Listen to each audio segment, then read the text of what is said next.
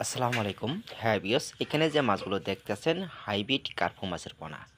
বিয়স, দেখা গেছে যা বলা হয় হাঙ্গারি কার্পু, অতএব হাইব্রিড মাছগুলো পুকুরের জন্য চাষ করার জন্য কতটুকু জায়গা লাগবে তার জন্য আপনার ভিডিওটা সম্পূর্ণ দেখবেন।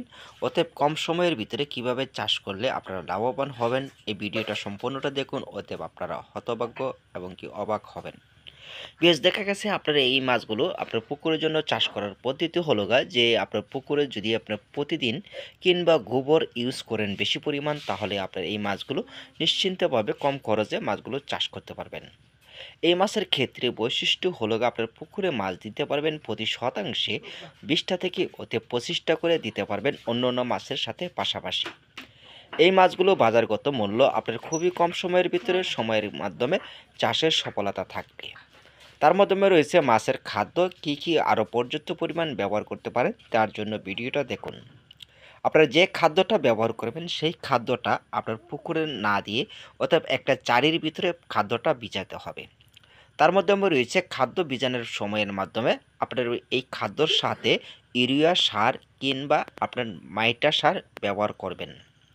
ইউরিয়া সারটা দিতে হবে আপনার 20 কেজি খাদ্যর সাথে 5 কেজি ইউরিয়া সার আর 4 কেজি মাইটা সার, যা বলা হয় টিএসপি। এই সারগুলো দেওয়ার পূর্বে দেখা গেছে আপনার পুকুরে ওই মাছের সাথে খাদ্যটার সাথে ব্যবহার করলে মাছগুলো দেখবেন দ্রুত গতিতে মাছগুলো বাড়বে।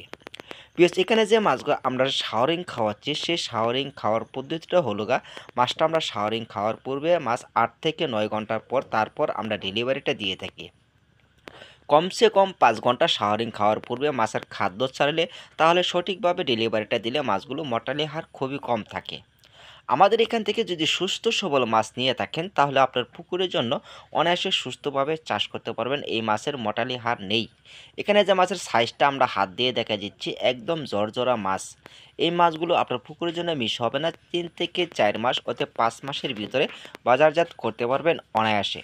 হ্যাঁ বিয়াস, আমাদের ভিডিওটা যদি ভালো লাগে চ্যানেলটি সাবস্ক্রাইব করতে ভুলবেন না। পরবর্তী ভিডিও দেখার জন্য একটা লাইক করুন। অতএব